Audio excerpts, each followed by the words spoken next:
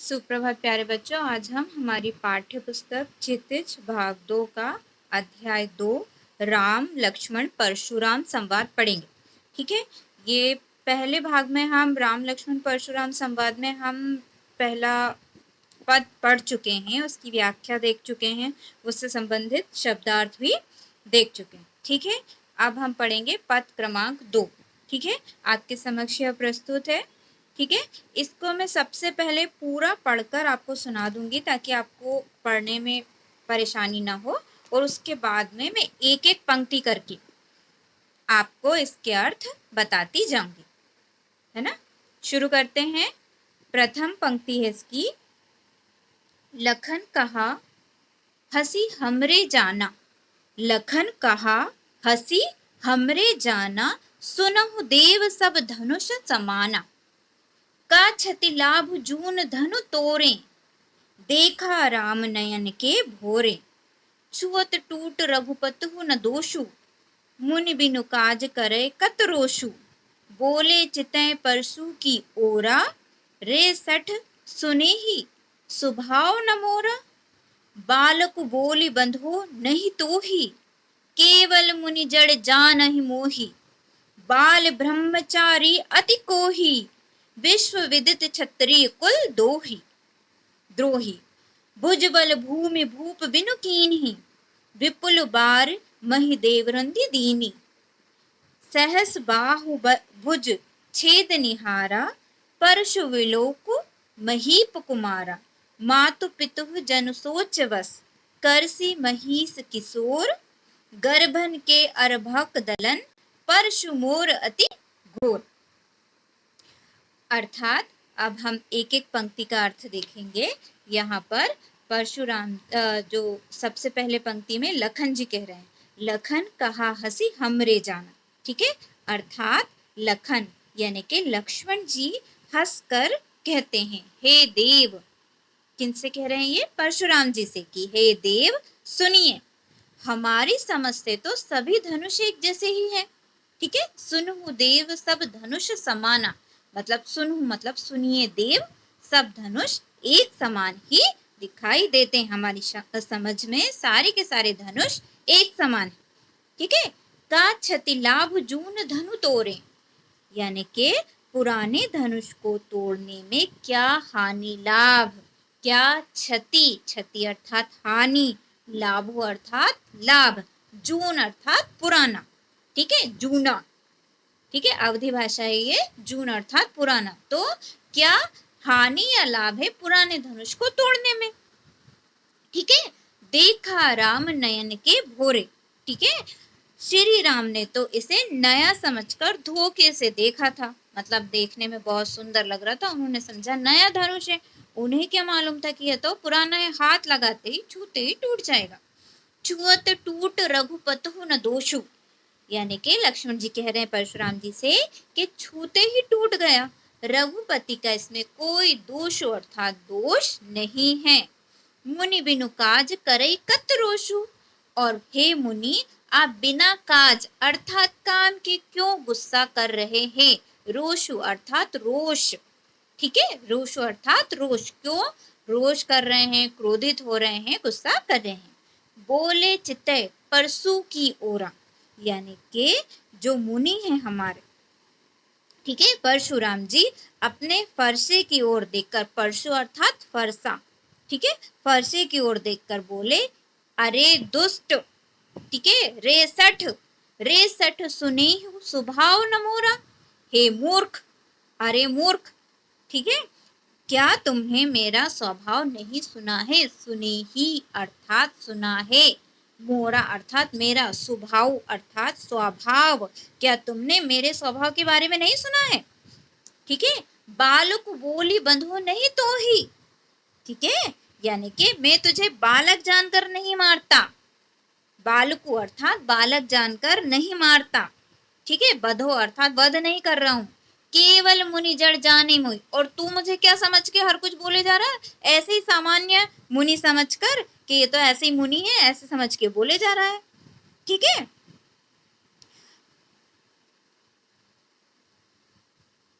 बाल ब्रह्मचारी अति कोही, अब परशुराम जी अपने बारे में लक्ष्मण जी को बता रहे हैं, ठीक है, कि मैं किस प्रकार का हूं। मेरे सामने बोलने से पहले तो मेरे बारे में जान तो लो, ठीक है। बाल ब्रह्मचारी अति कोही, कोही अर्थात होता है बेटा क्रोधी, ठीक है। कोही का क्या मतलब होता है, क्रोधी, ठीक है। यहाँ पर परशुराम जी ने अपने बारे में बता दिया है कि वो बड़े ही क्रोधी मुनि, ठीक है। कोही अर्थात क्रोधी, ठीक है। बाल ब्रह्मचारी अति कोही अर्थात मैं बाल ब्रह्मचारी हूं और स्वभाव से ही अत्यंत क्रोधी हूं, ठीक है।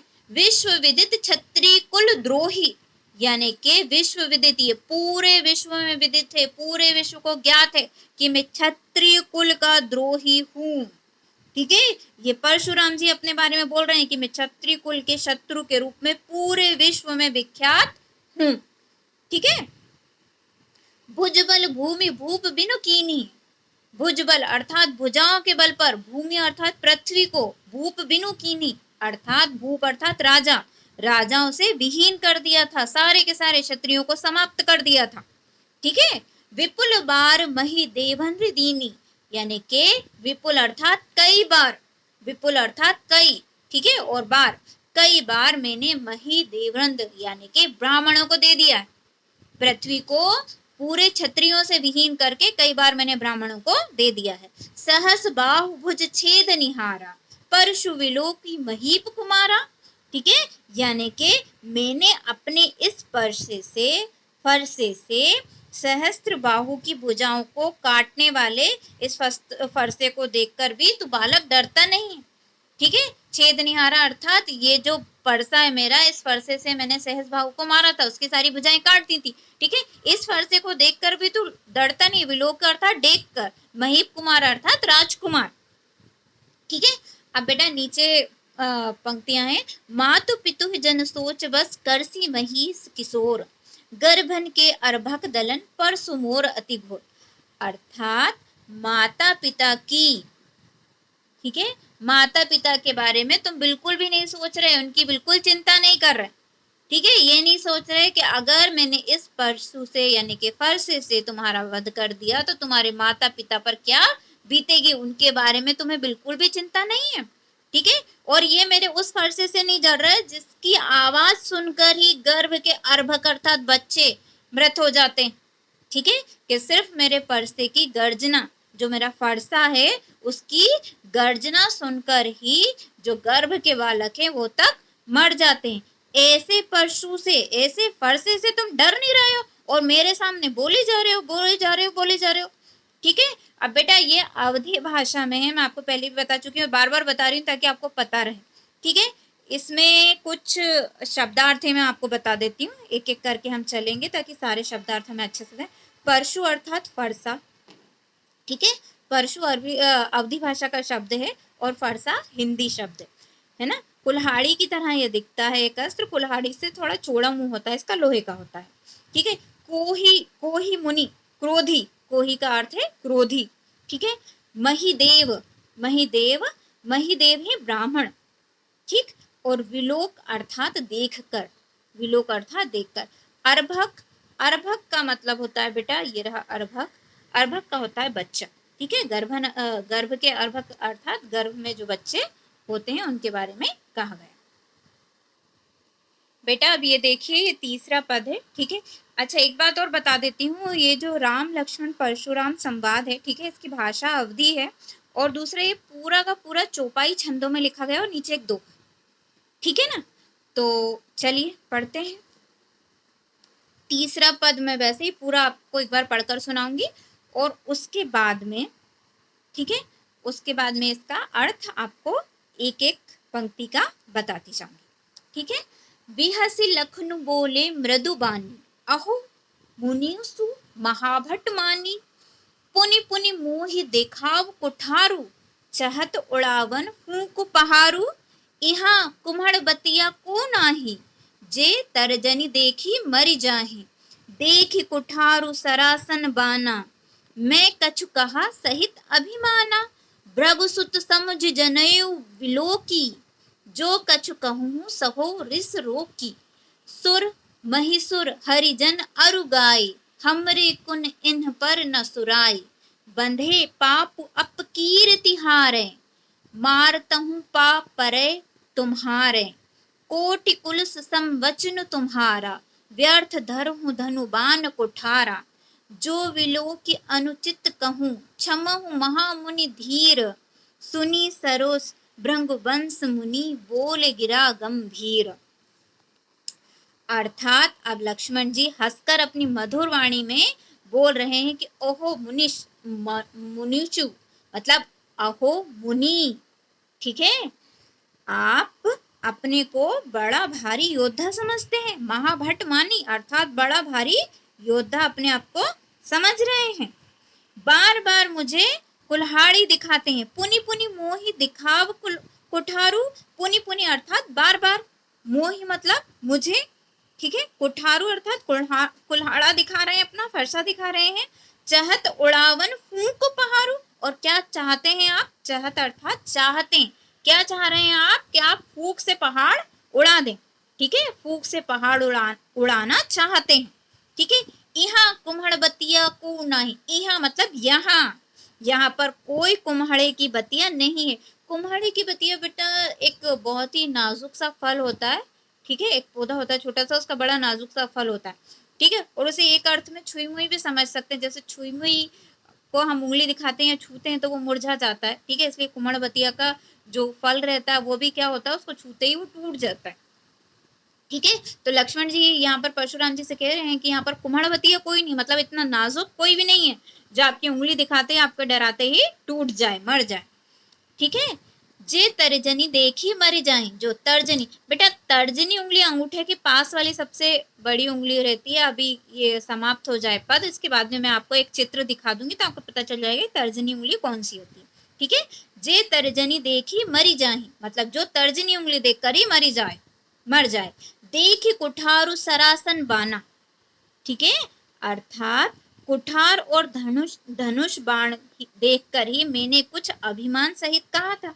देख कुठारू सरासन बाना, मैं कछु कहा सहित अभिमाना, आपका कुठार और धनुष बाण देखकर मैंने कुछ अभिमान से कह दिया था, ठीक है, कि आप क्षत्रिय हैं तो ऐसे बराबर के बात ऐसे मैंने बोल दी थी, ठीक है। भृगुसुत समझी जनेऊ विलोका, और मैंने आपको भृगुवंशी समझकर यज्ञोपवीत देखकर, यानी कि जनेऊ पहनते ना बेटा, उसको यज्ञोपवीत बोलते हैं, देखकर तो कुछ आपसे कहें, उसका मैंने अपने आप पर नियंत्रण किया, अपने क्रोध को रोक लिया, आपकी बुरी बातें भी सुन ली, यह सोचकर कि आप भृगुवंशी हैं, भृगुवंश के सुत हैं, अर्थात ब्राह्मण वंश के बेटे हैं, ठीक है। जो कछ कहूँ सहो रिस रोकी, रिस अर्थात गुस्सा, रिस अर्थात गुस्सा, बेटा ये रहा गुस्सा है ना, रिस अर्थात गुस्सा, ठीक है, रोकी मतलब रोक लिया, ठीक है। जो आपने कुछ कहा वो मैंने चुपचाप सह लिया। क्यों सह लिया? क्योंकि आपको ब्राह्मण जानकर, ब्राह्मणों को अनुचित बात, बुरे शब्द ऐसे नहीं बोलते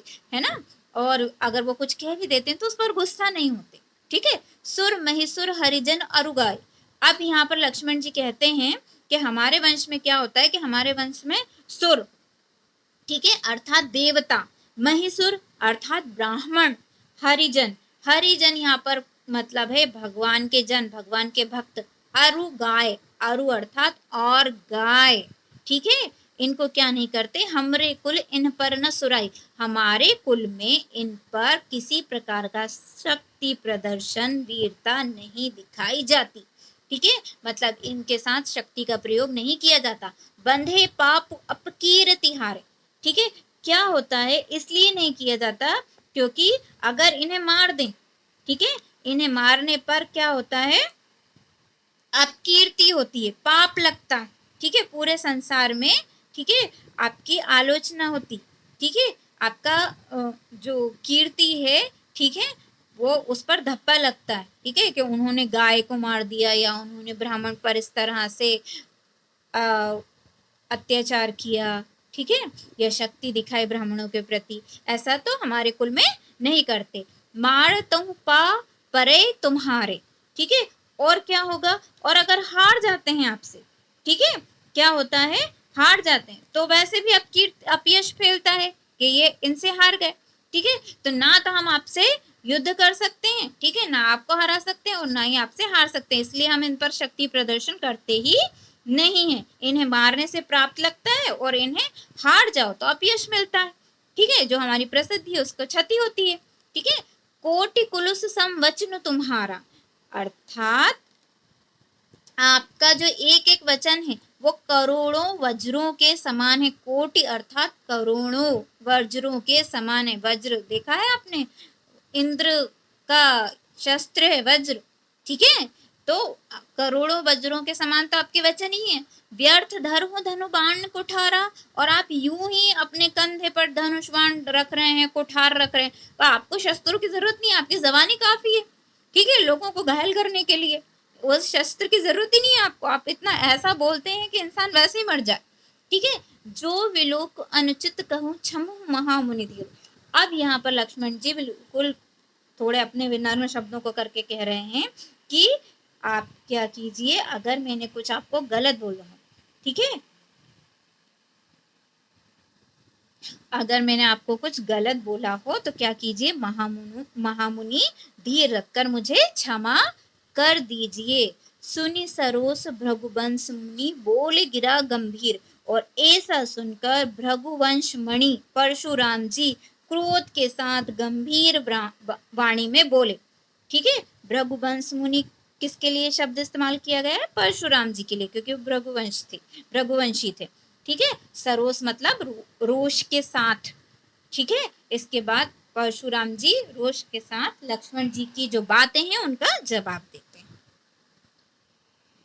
बेटा अब अगले वाले पद जो बचे हुए हैं वो हम अगली कक्षा में पढ़ेंगे। आपको मैंने कहा था कि मैं आपको तर्जनी उंगली का चित्र दिखाऊंगी कि तर्जनी उंगली कौन सी है, तो मैंने पूरा का पूरा हथेली का चित्र यहाँ पर आपके समक्ष है।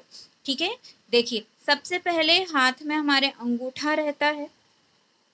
ठीक है, उसके बाद वाली जो पहली उंगली रहती है उसको तर्जनी कहते हैं। ठीक है, तर्जनी उंगली। तर्जनी उंगली के बाद जो सबसे लंबी वाली उंगली हमारी हथेली में रहती है, हाथ में रहती है, उसे मध्यमा या मध्यका कहते हैं। ठीक है, उसके बाद में मध्यमा से छोटी वाली उंगली जो होती है, ठीक है, उसे अनामिका कहा जाता है। अनामिका के बगल में सबसे जो छोटी उंगली रहती है, सभी से छोटी उंगली रहती है, ठीक है, उसे कनिष्ठा कहते हैं। फिर हथेली और कलाई। ठीक है, ये चित्र मैं आपको इसलिए बता रही हूँ कि बेटा बोलने से ज्यादा अच्छा देखेंगे आप तो अपने आप समझ जाएंगे। चलिए, आज की कक्षा यहीं पर समाप्त होती है। हम पढ़ रहे थे राम लक्ष्मण परशुराम संवाद क्षितिज भाग 2 से। इसके रचयिता हैं तुलसीदास जी और इसकी रचना की गई है अवधि भाषा में। नमस्कार।